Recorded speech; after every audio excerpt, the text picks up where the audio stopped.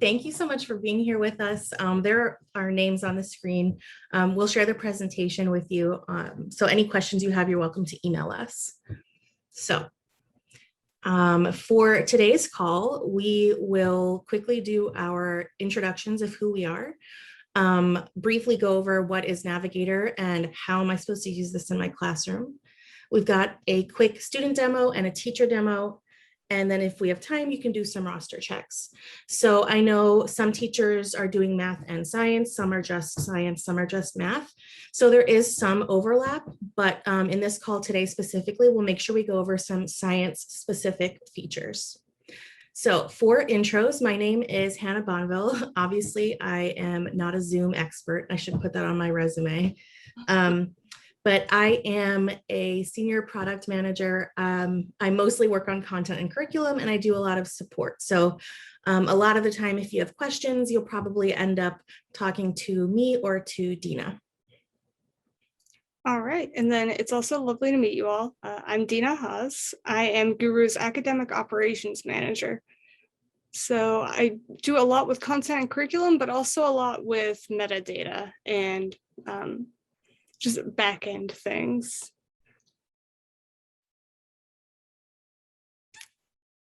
Do you want me to continue, Hannah? Oh yeah, please, go ahead. All right. So before I can talk about what is Navigator, I need to talk about how Guru came to be. So Guru was founded by Prasad Pram, whenever he was working at Google. That's where the Gu in Guru comes from. So while he was working at Google, he was actually leading a large team help develop Google Maps. So he took that idea and thought, why can't we apply this to learning? Why can't we figure out where a student is and show them where they need to go to get to their destination? So that's how Navigator works. It's able to map out a route for the student that we call the learning journey.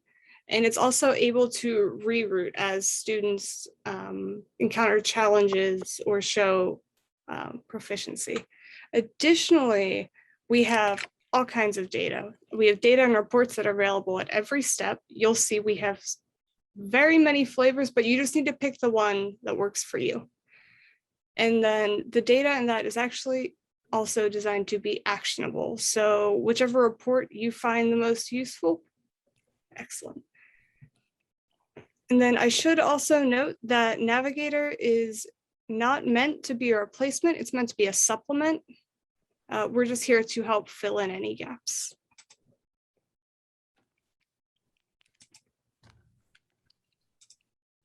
Oh goodness, now my thing froze. There we go. All right. So Navigator is designed to supplement and support what you're already doing in your classroom. And I'm going to let Hannah talk a little bit about this. You're muted, ma'am. Outstanding. So we know that you all use Scale, which we really, really love that curriculum. But we got some feedback last year from LUSD science teachers that what we were offering was almost too closely aligned so that students were experiencing things in the classroom and then again on Navigator. So what we did is we took the same scope and sequence that exist in Scale, the NGSS framework, and we've created collections with resources and assessments, like short little ways to assess proficiency, but nothing, while it aligns to Scale, nothing is what students will have seen already in Scale. So for example, in a lesson on the cell membrane, I'm sure they're doing all sorts of like fun, awesome things, hands-on documents, all sorts of cool stuff in Scale in class with you, which is perfect. And then we will just come in as a supplement. We have a cell membrane lesson that might have 1 or 2 review resources, and then just some questions to assess proficiency. So it's meant to, like Dina said, totally support you, not make any extra work for you, and not replace Scale, because we wouldn't want to do that because that curriculum is pretty cool on its own. So how you choose to implement this in your classroom is up to you. So if you're one of our science/math people, you can use it differently in each situation. It's totally up to you. Some teachers have been using it for independent work time. With science, it might be easier to do it more synchronously, so everyone's on the same lesson, like if you just did kinetic energy in class. then you can have all your students working on that kinetic energy lesson, potentially like as an exit ticket to assess how successful was the lesson. We've also built in some stuff I'm pretty excited about that we'll show you on the student and teacher side. That last bullet point there, the supplemental collections. So we know that with science, and I have to say, Dina and I are both science people, so we get super excited about this stuff. With science, that's not only the content, but also those 8 science and engineering practices that are super important to make sure kids are really learning science. And so what we've done is, while we have the content collections and assessments, we've also added in a bunch of supplemental collections that allow for brainstorming, demos, writing explanations, asking questions, so we can make sure that all of those practices are addressed too. And so again, none of that's meant to replace anything that you're doing. It's just to support what you're already doing. So as you'll see in the demos, all those little supplemental collections with brainstorming or like little experiments kids can do with things that they definitely have with them, they are designed to just follow along with the content that you're already covering in class.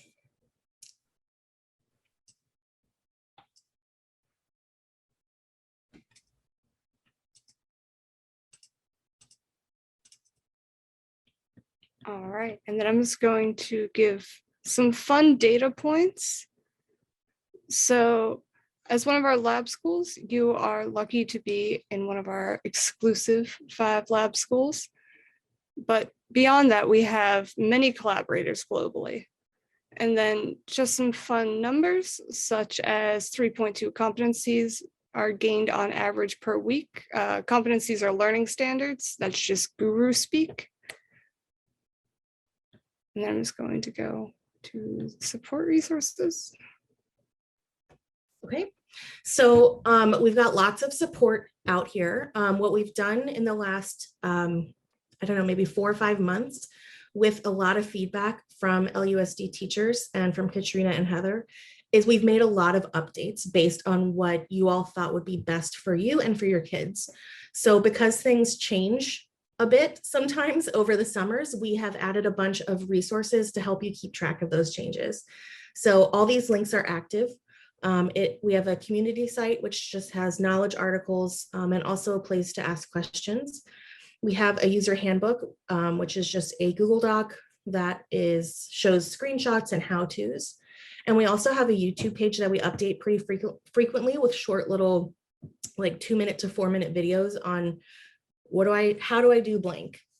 As always, you are more than welcome to email us at support@guru.org or Katrina.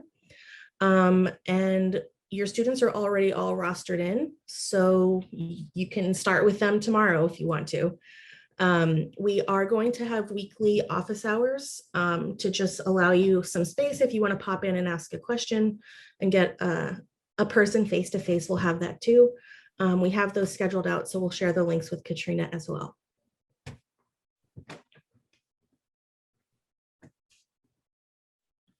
All right. So I'm going to take this chance. I'm going to show you the student demo. Ooh, let me bring this window to the front. And then...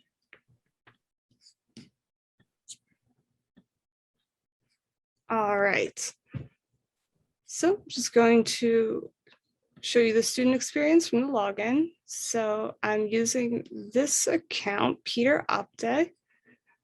And then immediately, if you've used Gooru before, you can see that we have some updates here. So we've updated the class cards. So now they have their performance, their average performance. This is yearly, their time spent, and then their progress through the course. So they started and they're 15% of the way through the entire learning journey with all the gaps. Then that'll show up right here. So I'm going to show you the middle school science class just from the very beginning. So I'm going to click in to start studying. And we're given this class card. So before I do anything, I'm going to show you the learning journey.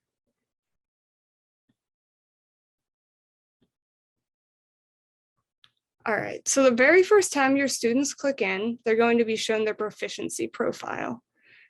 So you'll see this on your end as well, and then they can also access this at any time. But it shows all of the domains along the bottom axis, and then all of these blocks going up are the standards or the competencies. So your student's goal is going to be to build up their skyline block by block until they reach the screen line, which will be grade level proficiency. And this account has data from a different science class, so there's this little blip here. But your students will be, it'll be empty and they'll be able to then build up from the ground up. So then they just need to click review destination. And then they'll click show route. And this will give them an overview of their entire course structure. So you can see unit 1, they can see the lessons that are in there. And then they just click start studying. And it will take them directly into their very first lesson. So that's the high-end overview of your students' very first interaction with Gooru. And now that you've seen that, I will take a step back, and then I'm going to show you this page. All right. So that skyline we just saw, that shows up right here. So your students can see that all the time. And then learning journey, now that they've clicked in, they can resume if they'd like just by clicking play, or they can click this to see their entire learning journey. And I'll show you that right now. So like we said, the learning journey is the sequence of lessons and the collections and assessments that your students will interact with. So we can see here the very first unit, structure, function, informational processing. And then we can also see all of the other units, such as Earth systems. So within each unit, we have a few lessons. And then within each lesson, there's also a collection, an assessment. And then we have these, as Hannah said, built-in demos, writing prompts, etc. So then if we click play, we'll go right back into that study player that we just saw a moment ago. And then we can see that previously, whenever I was in there for about 5 seconds. We can see that that time has remained and it's still counting. And then over here on the left-hand side, we can see all of the different resources that are in the collection. And then we can also see the practice questions. So once your students are in here, they'll watch the video or read the resource. And then they just click next once it's completed. And then next. And then they'll be presented with some practice questions. I'm not going to make you watch the video, but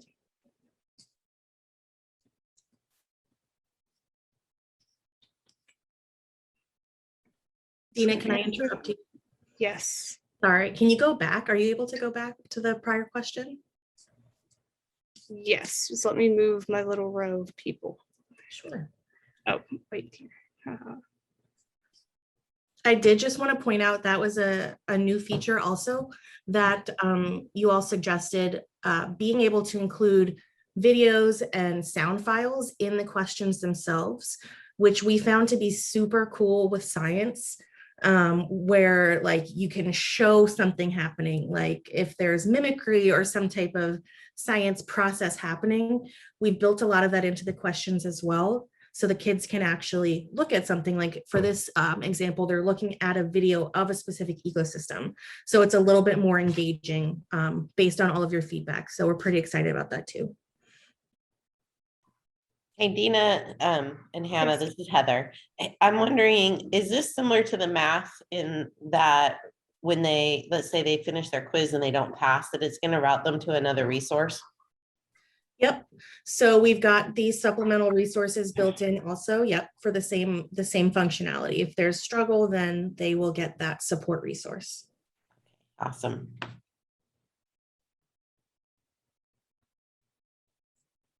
All right.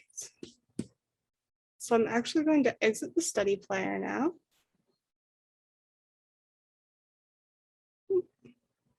And then, sorry, this is a demo account. It likes to fight with me sometimes. All right, and then after your students have interacted with the collection, you can actually see, well, you and they can see the amount of time they've spent over here. And then additionally, after they answer an assessment of questions, their score will show up right here. And then Hannah will be able to show you that a bit better on the other side. It has a traffic light system.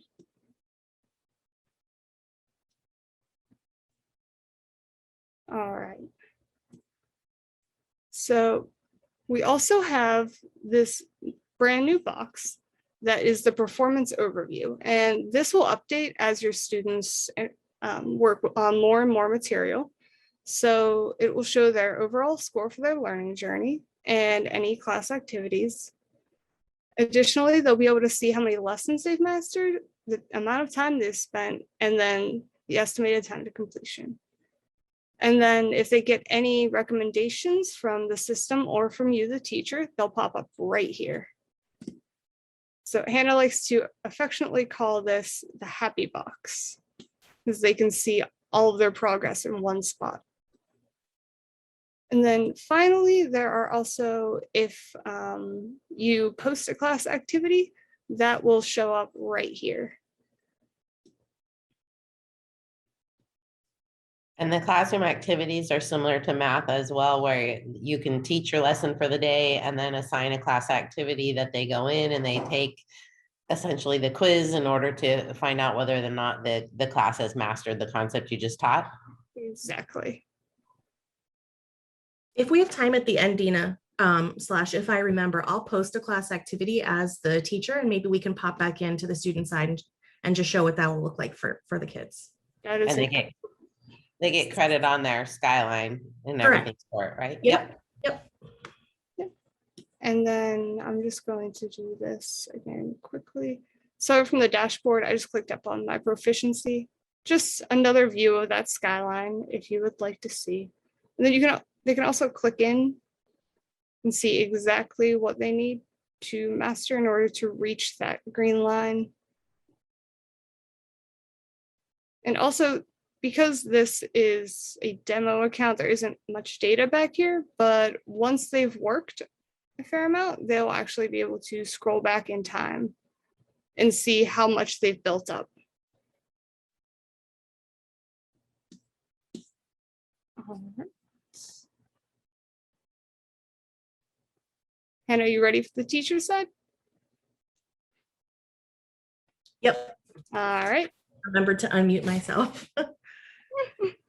All right, so let me share. So hopefully something that you notice on the teacher side is that it looks very similar to the student side, and so that's intentional. So here I am. Are you able to see the screen here? Hopefully. Yes. Okay, perfect. So whereas we made the student class cards, we updated them to include that information, like how far into the course they are and how much progress they've made and scores and things like that. If you used Gooru Navigator in the past, you'll notice that the teacher cards look the same as they did. So we didn't really change much around on here. We left it alone. So I'm going to work in the middle school science class. That is the class that Dina was a student in. So I'm just going to show you sort of the reverse view, the view as a teacher. So clicking on the image will bring you directly into the course. I'm going to actually just click on this icon here that says learning journey. But again, you could just click on the image and it'll bring you in. So on Dina's page, she showed you the student learning journey, where it's the individual student's map of what they need to learn. And so in the case of science, we are keeping students together. So whereas for math, there are those domain-based diagnostics to assess gaps in past grades. The input that we've gotten from you all is that it's better for science to work more synchronously. So rather than using it for gap filling in such a way as we do with math, to keep it more of like an assessment of mastery of things that are taught that day or the day before, things like that. So all of your kids' learning journeys will look pretty similar, which again is fine. That gives you the freedom to say, hey, I just taught, let me pick a lesson here. I just taught about the nucleus. So everybody in the last 15 minutes of class, go into your lesson 6, nucleus, and complete the collection and assessment. Like the lesson numbers, everything will be the same for all of your kids. So this should make it easier for you in science to direct them to specific lessons so you can get a clear vision of where they all are.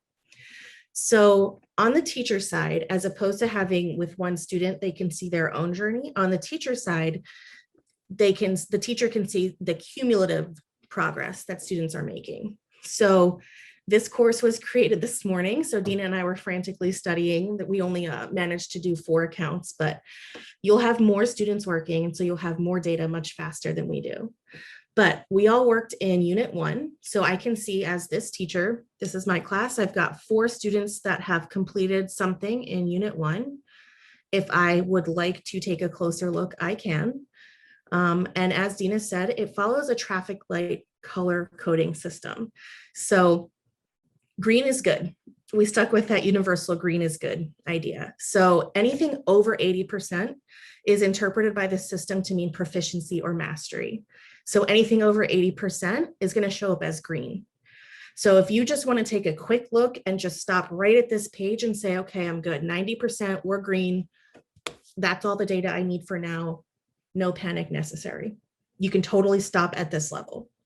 If you want more data, I promise you we have more data. I'm pretty sure we have more layers of data than even I know, and I've been digging around in this for years.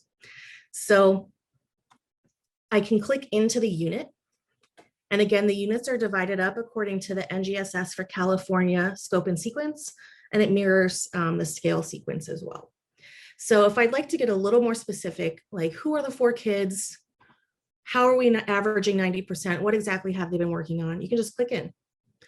And again, we've got the traffic light system. See, I told you, Dina and I are science people. I don't think we could stomach not trying our best on these science assessments.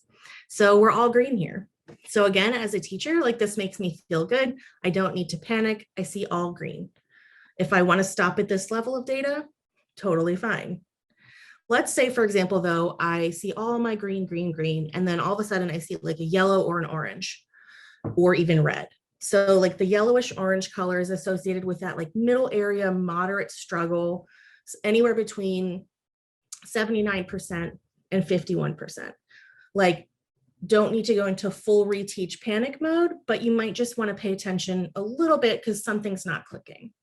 So that'll show up in yellow and your eye will be drawn to it.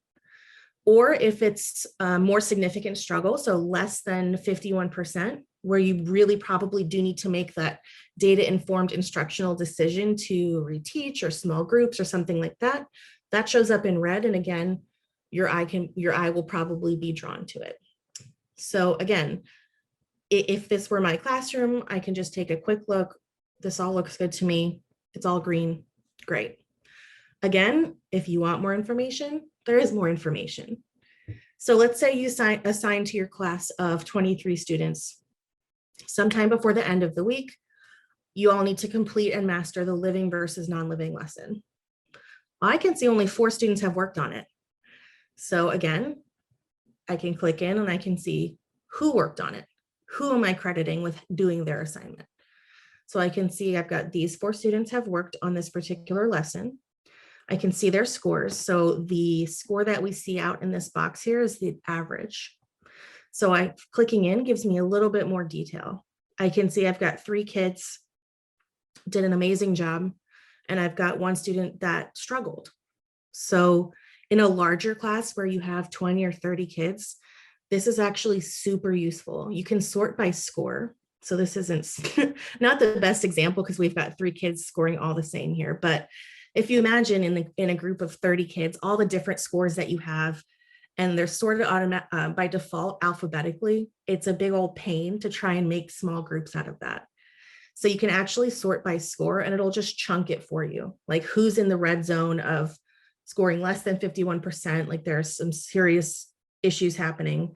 Who's in the sort of warning area of scoring in that yellow zone between 51 and 79, and then who's in the mastery in green. So it'll just chunk it out for you. So if you need to just quickly see who is in the red here, so I can pull them and do small groups, you can just sort by score and say, boom, boom, boom, you 4 come with me, everybody else keep working. So it is pretty helpful. And again, this is all the same as it is with math. So up until a couple of things that we'll talk about in the near future, the functionality is the same between math and science.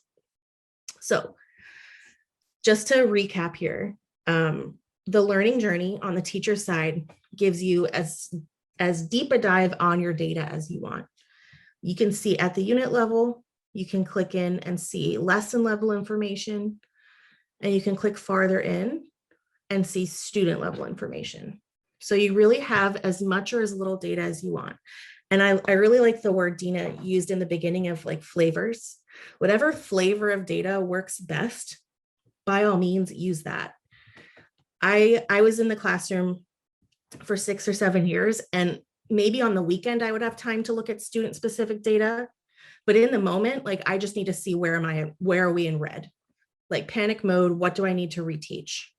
So I'm thinking for me, it would have been useful to just see this lesson level data. Where am I red? Where are we green? So that is the learning journey tab. The next place I want to take you is the student locator. And so those 4 icons, I'm just going to head back to our class card real quick just to show you. These 4 icons are the same 4 tabs at the top of the screen. So you can access anything from this class card at the very beginning, or once you're in the classroom using the tabs at the top. So there's more than one way to access all of this stuff. There's not one right way to do things.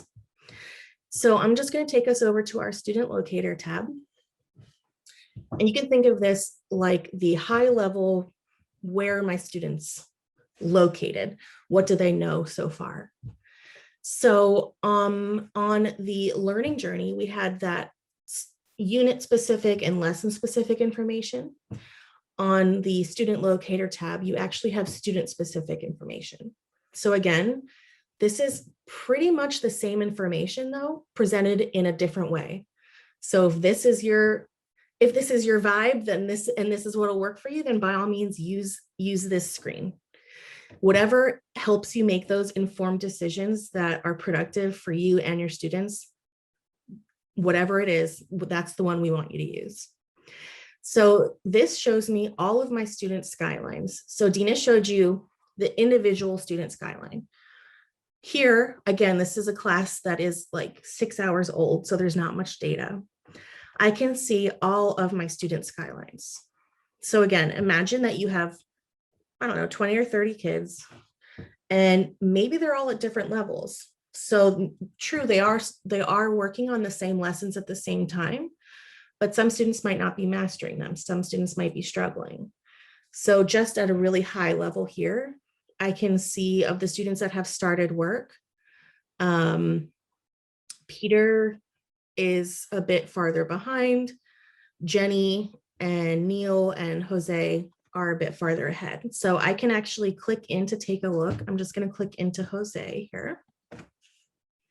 And I see the same exact skyline that the student sees. So this is also a really good point of discussion if you have like a one-on-one conference with your student. You're seeing the same skyline they are. You have the same view that they do. So the student can access their skyline whenever, and so can you. So just like with the student skyline along the bottom, we have the domains. So the domain here, number 9, is from molecules to organisms, structures, and processes. I can see there's been some work done in energy and in earth and human activity. So again, just as with the student version that Dina showed you, the green line is the goal. So green is goal. The objective is for the student to get their white skyline where they are now to meet this green line. So I can see here that this particular student, Jose, has mastered, 6 competencies or lessons so far. That's the dark blue. The light blue are lessons that he has worked on, but not quite mastered. So potentially areas of struggle. You can absolutely click in to take a look and see what is that lesson and what work has been done. So there's that light blue. I can see that he worked on it, but didn't submit anything yet. So that's all the light blue means, is it's either been worked on and not submitted or finished, or worked on, submitted, but not mastered. So again, here's another light blue. Let me just check what the issue is here. Again, it's another instance of the student started it and just didn't finish it. But if you have a student that, let's say, took an assessment and got like a 50%, that would show up here, and it would give you just, again, that chance to make the data informed instructional decision of maybe that particular student needs some more support on that content area. So as you can see, again, I clicked in and it zoomed in. As with the learning journey, there is as much or as little data here as you want. So you can leave it at the whole class level view, just comparing skylines to each other. You can click in and look at a specific student skyline. And if you're really data adventurous and data hungry, you can click farther in and look at specific competencies.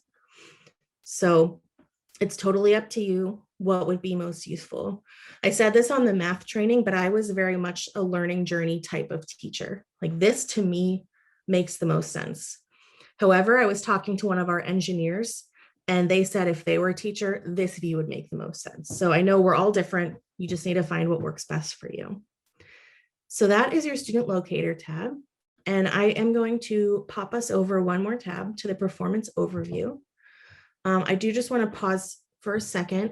Dina, can you just let me know if there's any questions in the chat or anything that I can answer so far? You're good to go. Okay.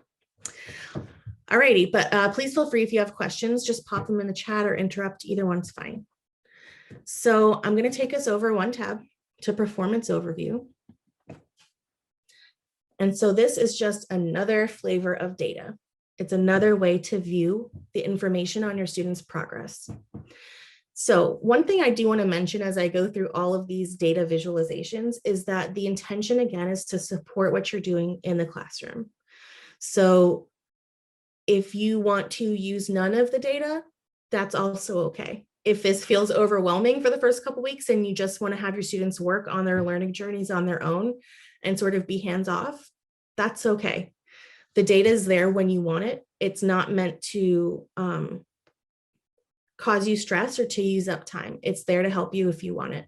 So I know that I'm just sort of throwing tons of data at you, but again, this can operate with or without your input. Your students can access their learning journeys and operate whether or not you take a close look at their data. So this is my new favorite page, is the performance overview page. And it shows the progress information as a chart. So again, in our very new class, all of my students are smushed up against the y-axis. So we can see that the y-axis shows the performance score, so the average score on their assessments. So even here, even though we don't have a lot of gains in competencies along the x-axis, I do get a quick viewpoint again in that traffic light system of where are my students falling. So I can see up at the top here, I've got Varun and Jenny are averaging in that green area in like the 90s. So that's great. I've got a couple kids, Peter and Monica, in that middle range, averaging in the 70s. And then I have some students that are in red and they're got some struggle going on. I've got Jillian and Neil, and then I have Evelyn and a whole bunch of other students. So just be mindful that the 0 here sometimes, or obviously in this case, it shows up if no work has been started. So just be mindful of that. But hopefully, again, the traffic light system helps you provide you that quick real-time information of where students are falling, who might be struggling. So the new stuff based on all of your feedback is along the bottom and side of the graph. Not that the graph isn't cool on its own, but the new stuff is along the bottom. So the first box here is the class progress box. Something I should mention is also based on your feedback, we have added lots of in-product support. So this is a demo account, but you'll notice on your own accounts when you log in and check, there's lots of little question mark icons and they're all over the place. So if you see one of them, just click on it. All it is an explanation that we've written of what is this that you're about to click on, where will it take you when you click on it. So we're hoping that all of this new data, you're more easily able to access it with all that in-product support to tell you what it is that you're actually clicking on. Or you can just go with my method, which is click on it, cross your fingers, and then just rely on the back button. It seems to work pretty well. So the class progress box shows you really high level overviews. So it'll show you an average score among all your students. It'll show you the average number of gains per student and the average number in progress per student. So it gives you that really high level data. This might come in handy if your principal is just checking in. You can say like, on average, my students are scoring 78%. And on average, each student has gained 6 competencies.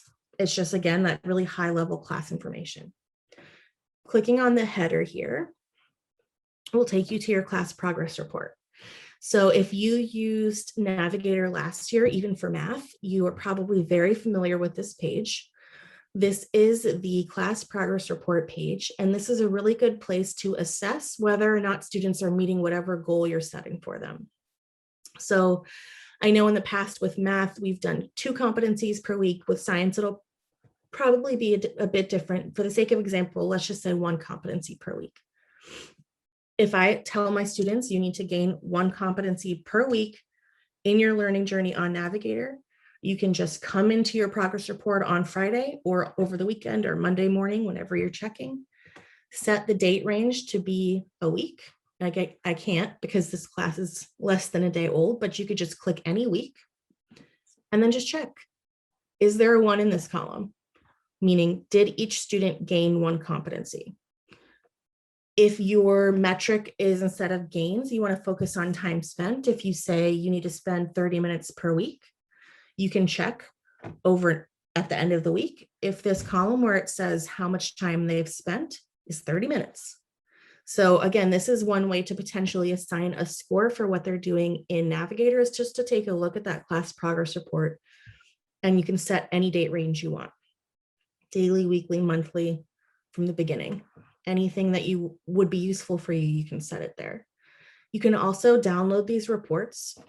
So if you have progress reports to mail out, I know I said on our math call, but one of the schools that I worked at, we had to print out, we printed out and had to like address the progress reports by hand. This would probably be something I would include in the progress report, would be each student's report of what they've accomplished over the quarter or over the marking period. So just clicking the download and print, it's pretty easy. It renders really nicely. I've been practicing printing those today. So another thing you can do from here, again, if you want to, is just click into a student to see more information. So if I've got a conference with Jenny's parent or guardian, I can see this bit of information here. So this all looks good. You can see which specific competencies Jenny has mastered. You just click on her. So it just provides you that student report. Dina, I'm assuming Jenny was you because there's no way I tried this many lessons. So I just had it running in an incognito. So Jenny/Dina has been very successful in this course so far. So again, I can set any date range I want, and I just get that student specific report. So you have the option to download all of them and do with that what you will, or you can just look at a specific student one and download that and send it home or use it in conferences. And it has that information that's in that happy box on the student page. If there's a streak, like if they've mastered 4 things in a row, that's mentioned. How many suggestions they've taken is mentioned. So we're trying to not only shout out the scores, but also those non-score or non-directly score related victories. So there's lots of ways for kids to succeed and lots of places for them to be shouted out. So those reports are available, like I said, on class progress report, this box right here. We also, I should say, have lots of videos on our YouTube page right now showing you how to access these things. So it's okay if like 3 minutes after the call, you don't remember any of it. That's totally fine. There's lots of resources to remind you. So this box in the middle, I probably won't spend much time on just because I don't have any real data for this class, but all it does is it just splits up into chunks how many competencies or lessons your students have mastered. So you can get a really quick view. Let's say 50% of my kids have mastered 3 competencies. That's the kind of information you'll get here.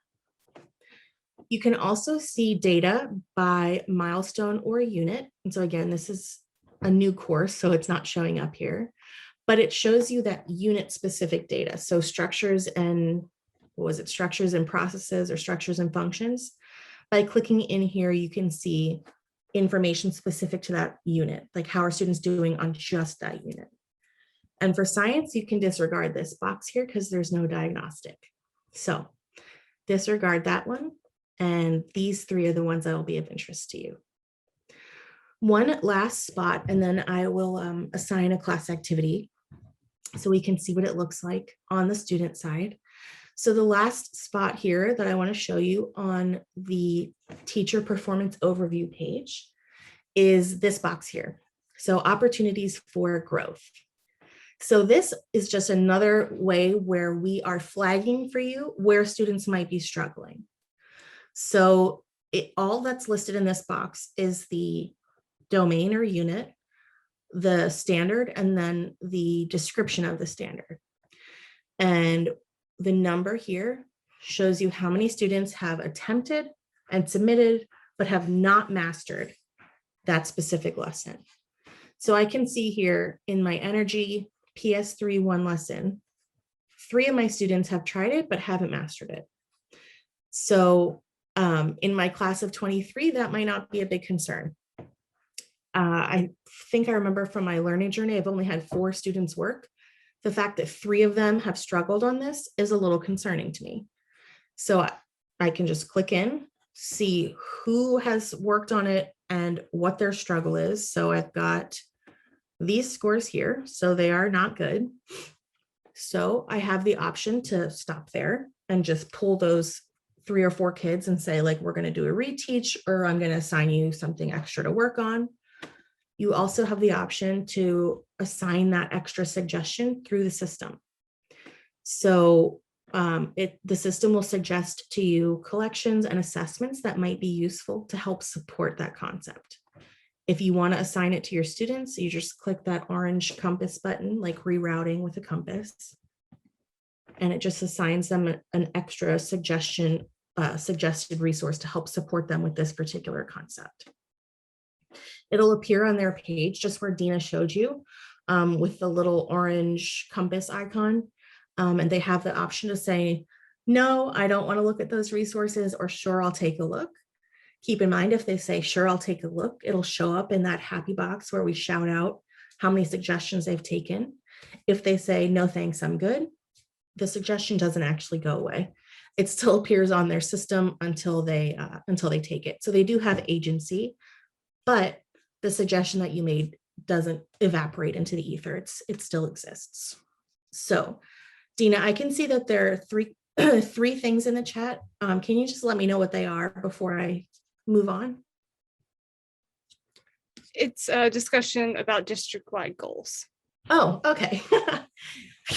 So I think we're all okay then in terms of what, hopefully in terms of what the different tabs are here. So I am going to go to this last tab here on class activities.